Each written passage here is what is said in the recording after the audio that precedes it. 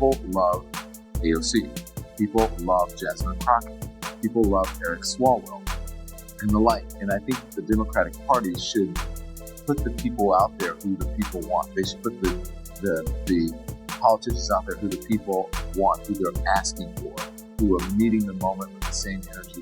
They're not asking for AOC. Yes, they are. The people you party with No. are. The people I party with don't like AOC. Oh, please. No, they don't at all. Well, most people don't. But she's AOC very far left. Let me tell you why I'm saying that. Scrambling for cover after Bill Maher obliterated her anti-American rhetoric live on TV, the Congresswoman faced an epic, brutal, and absolutely unforgiving takedown that sparked a wave of backlash.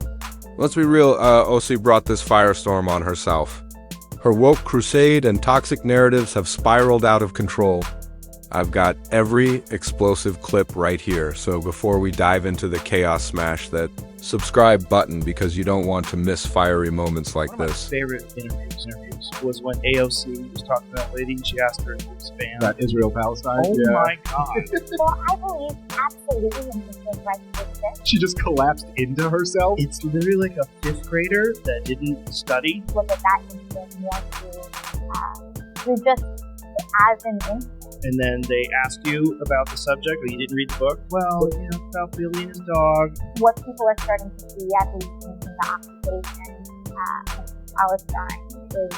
But the crazy thing about that interview is that her first comment comes off with like total authority. I am a proponent of a two-state solution. One little follow-up question. The question's like, well, what do you mean by that? And then you just see her get weaker and weaker. Well, here's the term occupation of Palestine. What does it mean by that? But what do you mean by that? It's like, I don't know what I'm talking about, man. And she literally goes, I'm really not the expert. Do you think you can expand on that? I am not the expert on geopolitics. She just gave up. Ever since Bill Maher exposed Alexandria Ocasio-Cortez as a political fraud, the panic has been palpable. AOC, once hailed as the progressive firebrand with all the answers, suddenly can't seem to respond to even the most basic questions on issues she claims to champion.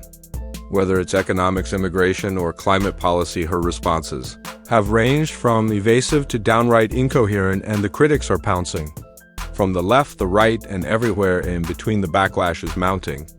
Even Joe Rogan has joined the chorus backing Maher's brutal assessment and going so far as to say that AOC is no better than Kamala Harris, another media creation with more slogans than substance.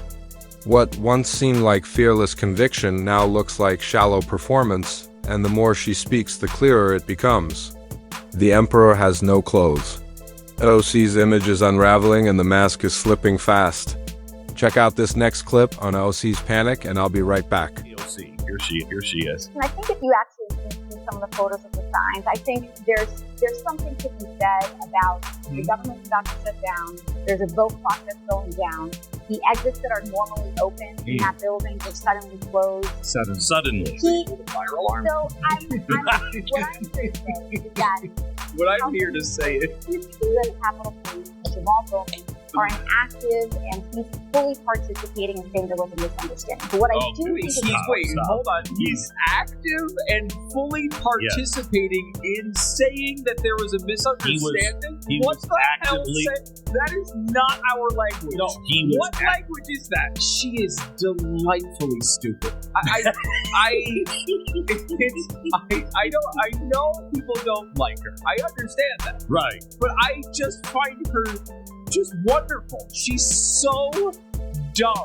And that right there is the panic in plain sight.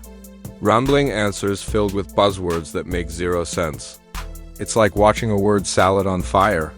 If you've been paying attention, you'll notice this is AOC's signature move anytime she's caught off guard or asked a question she hasn't rehearsed. She spirals into incoherent, jargon-packed nonsense that leaves even her supporters scratching their heads.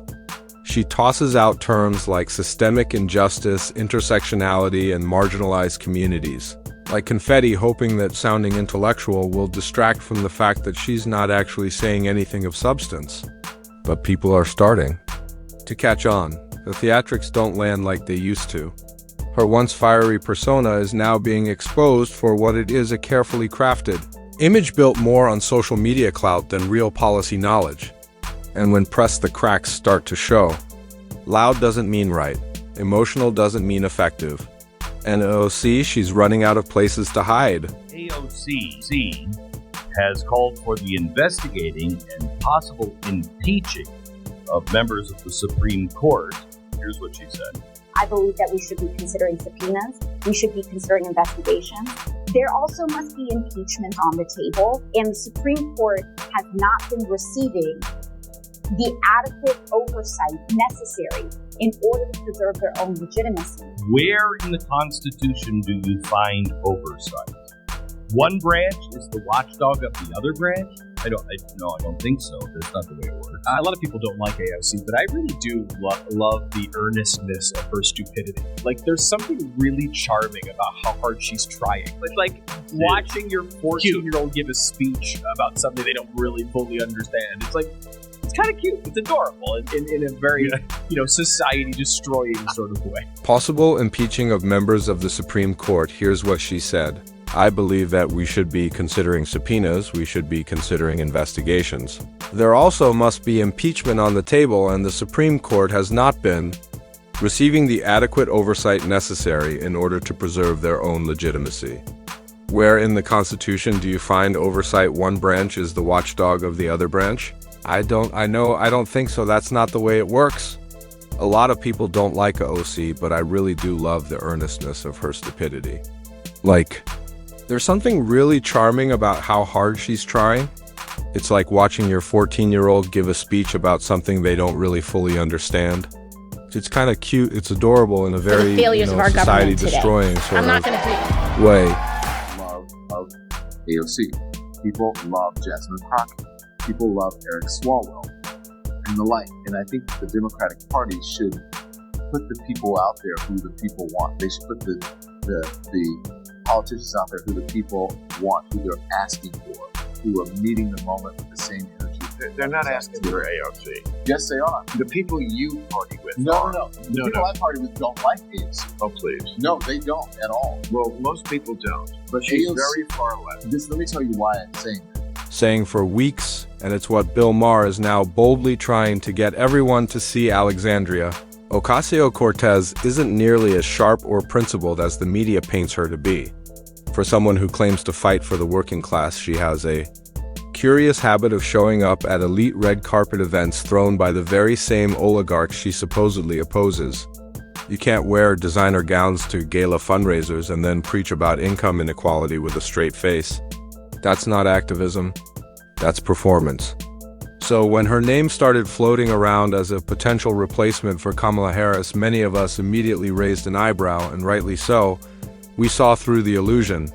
AOC may be loud, but she lacks depth. She may tweet well, but she crumbles under real scrutiny. If this is the Democratic Party's future, they've got bigger problems than they realize. And this happened because of Bill Maher's criticism of AOC.